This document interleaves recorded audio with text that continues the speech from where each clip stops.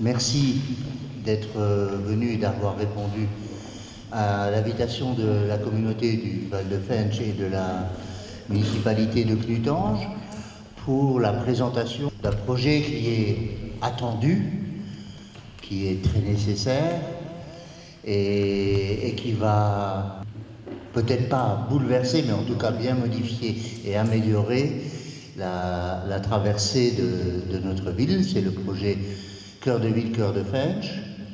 C'est la deuxième tranche que l'on fait. Vous allez voir ce soir les traits principaux de notre traversée entre la rue des Alliés et la mairie. Ce que je peux vous dire d'ores et déjà, c'est que nous avons essayé de donner un peu plus de cachet à cette traversée, de faire en sorte qu'elle soit un peu plus verte aussi, dans la limite des possibilités, parce que techniquement c'est pas toujours possible. Ce projet, en reprenant la rue Terre-Vert, en enfouissant les réseaux qui ne sont pas encore dans cette rue-là, en reprenant également la rue Naumann, mais ça c'est dans le cadre aussi d'un projet plus large qui comprend la réalisation d'un centre multi-équipement qui est en train de se bâtir. Je m'appelle Alain Congé, communauté d'agglomération du Val de Fensch, voilà. Donc c'est moi qui ai dessiné la partie voirie qui correspond aux travaux de surface, donc tout ce qui est lié à la chaussée, aux trottoirs, aux espaces verts. Mais aussi tout un travail d'équipe en fait, puisque à côté de moi vous avez Stéphane Auer, le bureau d'études VRI, qui lui nous accompagne et réalise le projet d'enfouissement des réseaux secs. Bonsoir, donc José Vicera, directeur des services techniques à la communauté d'agglo du Val de Fensch. Bonsoir, Brett Séverine, directrice du service Habitat à la communauté d'agglomération du Val de Fensch. Bonsoir, Angélique Brémond, directrice générale des services du syndicat des eaux de Fontois, le CAF, pour les travaux d'eau potable. Donc effectivement, pour accompagner la rénovation de la voirie, donc la communauté d'agglomération a décidé de mettre en place une campagne incitative de ravalement et ou d'isolation extérieure des façades. Donc sur Clutange, c'est l'artère principale qui est concernée, donc rue de la République et rue Victor Rimel. Je vais commencer par vous parler du projet Cœur de Ville, Cœur de Fensch. Alors là, ce que vous avez sous les yeux, c'est le territoire de l'agglomération. Il faut savoir que depuis 2015, on requalifie des tronçons par commune, on essaye d'être équitable avec les uns les autres, mais il y a parfois des priorités sur certaines communes qui font que d'autres sont laissées un petit peu en décalage. Pour grossir sur Clutange, ce sont les différents tronçons qui sont prévus sur votre commune. Donc tout à l'heure on disait qu'on attaque le deuxième tronçon, mais plus particulièrement c'est finalement le troisième. Notre opération, en fait c'est plusieurs étapes. Et c'est des étapes qui font intervenir différents partenaires. Donc dans un premier temps, on a tout à l'heure Angélique qui va nous détailler la chose. On a des travaux de reprise sur le réseau d'assainissement, enfin non, le réseau d'adduction d'eau potable. À partir de juin, on va enclencher, nous, l'enfouissement des réseaux secs. Donc c'est tout ce qui est porté par les poteaux béton. Tous les câbles, donc l'électricité basse tension, la haute tension aussi il y en a, les télécoms, la fibre, l'éclairage public. Et il y a des endroits où il y en a beaucoup qui sont parallèles à la chaussée et d'autres qui traversent de façade à façade. Et simultanément, on va mettre en place aussi un nouvel éclairage public. Donc comme sur les tronçons devant l'hôtel de ville, et quand on va vers le viaduc, on a des candélabres récents qui ont été mis en place, il n'y a pas de support béton. Ce sont des candélabres avec luminaire LED, donc plus économique, avec une efficacité d'éclairement qui est bien supérieure aussi. Et ensuite, on enclenche les travaux de voirie, parce que les travaux de voirie sont plus rapides. On ne peut pas les enclencher simultanément, sinon il y a un moment, il y a un conflit entre entreprises, donc on est obligé de laisser avancer l'enfouissement des réseaux secs. Et quand on estime que l'avancement est suffisant, les travaux de reprise des trottoirs, des stationnements, des espaces verts vont s'enclencher derrière. Actuellement, la chaussée est très large. La chaussée circulée, dans les deux sens, c'est 2 fois 4 mètres, voire parfois plus. On est entre 8 à 9 mètres de chaussée circulée, avec du stationnement en partie sur les trottoirs. Donc tout ça, ça va être redéfini. Actuellement, il n'y a pas de bande cyclable, alors que sur les tronçons qui ont été faits récemment, en 2015 et 2018-2019, en allant vers le viaduc, vous avez des bandes cyclables sur les côtés. Donc tout ça, on va reprendre un peu le même principe d'aménagement. Et puis dans notre aménagement, on aura de la mise en place de mobilier de type corbeille, banc, pour qu'on puisse s'asseoir, et la création d'espaces verts dès qu'on le peut. On va vous expliquer tout ça. Mais voilà, c'est une opération par étapes. Reprise du réseau d'eau potable, reprise, enfouissement des réseaux secs, après mise en place du nouvel éclairage, reprise des trottoirs, et des bandes cyclables, des espaces verts, etc. On a recalibré la chaussée de manière à avoir 3 mètres de chaussée dans un sens, 3 mètres dans l'autre sens, donc 6 mètres circulés par les véhicules. De part et d'autre, sur la chaussée, dans le prolongement, on a 1,50 m de bande cyclable de chaque côté.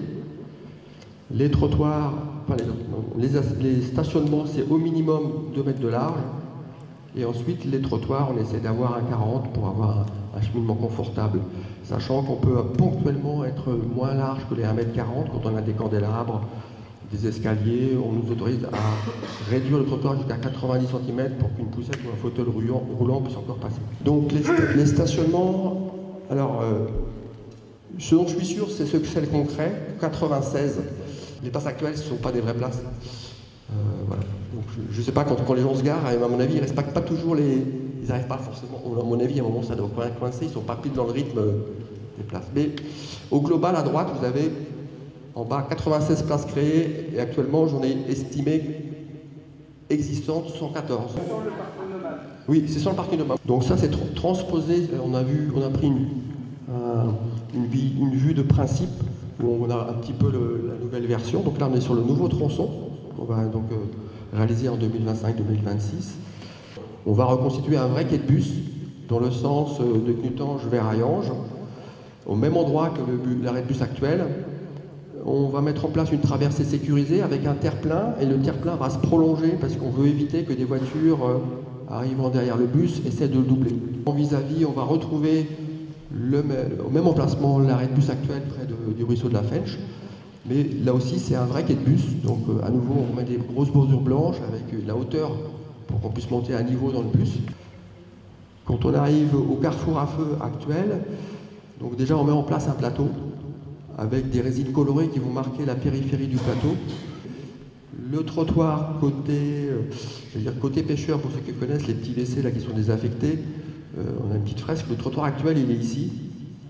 Donc il est bâti très large pour la circulation routière, ce qui fait qu'on peut presque le prendre à vitesse importante. Enfin, pour monter sur la rue Foch, là on va marquer un peu plus la courbe pour obliger les véhicules lorsque le feu est vert, à monter sur la rue Foch et Nilvange avec une vitesse plus restreinte. Et on va essayer de planter. Alors on va planter tout ce qui est espace vert. Vous voyez, on accompagne aussi les cheminements piétonniers. On guide le flux des piétons par les espaces verts, donc un petit peu en retrait des feux. Côté rue Foch, on remonte pour se raccrocher à l'existant, jusqu'au niveau de la poste incluse. Et sur la rue Terre-Vert, donc la rue Terre-Vert, on va enfuir les quelques réseaux secs, je crois que c'est de la télécom qui reste, ici du laboratoire jusque, je crois, à peu près au niveau de la parcelle 31. Ouais, on a encore à peu près 150 mètres de câble en aérien qu'on va faire disparaître. Voilà. Et après ça, on refait à neuf le trottoir jusqu'au plateau, à l'extrémité de la rue Terre-Vert. On reprend aussi à neuf la chaussée. On met en place des conteneurs enterrés. Comme vous avez peut-être pu voir, on a mis sur Nilvange, rue Joffre, ou à Serre-et-Mange. Donc on maintient une circulation piétonne à l'arrière de 1,40 m. Quand on attaque la rue de la République, c'est là qu'on va avoir nos 2 bandes cyclables qui vont se mettre en place, donc droite et gauche, 2 x 3 mètres. Elles n'y sont pas tout de suite parce qu'en sortie de Knutange, en voulant aller remonter sur Nilvange ou aller tout droit sur Hayange, on a 2 voies en fait, une voie pour tourner à gauche et une voie pour aller tout à droite et tout droit. Donc les espaces verts qui accompagnent, les traversées piétonnes, comme on le disait, le piéton qui s'engage, il franchit 1,50 m et 3 mètres, donc 4,50 m. Il n'a pas à franchir les 8 mètres de chaussée d'un seul tenant. Il arrive sur un refuge large de 2 mètres et puis il peut poursuivre. Les stationnements sont plutôt en enrobé, donc le même revêtement que sur la route. Mais quand on arrive dans les espaces où on est loin des façades, c'est là où on mène au pavé drainant. On arrive dans un secteur où la commune nous a demandé d'être un petit peu plus riche en termes d'aménagement au sol.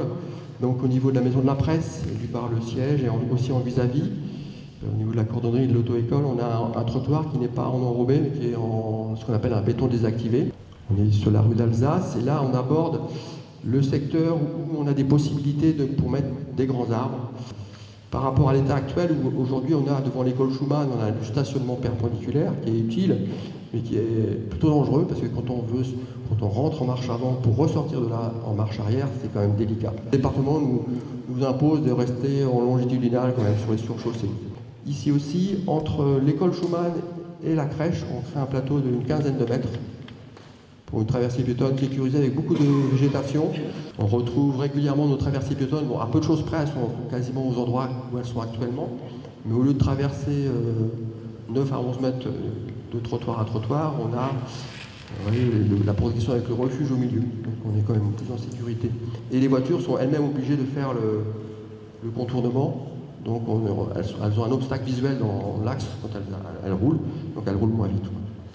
Tout le long du parc, on aura du stationnement, bon, c'est la trame qui est un peu grise ici, on aura du stationnement au pavé drainant, on a un métro-lot.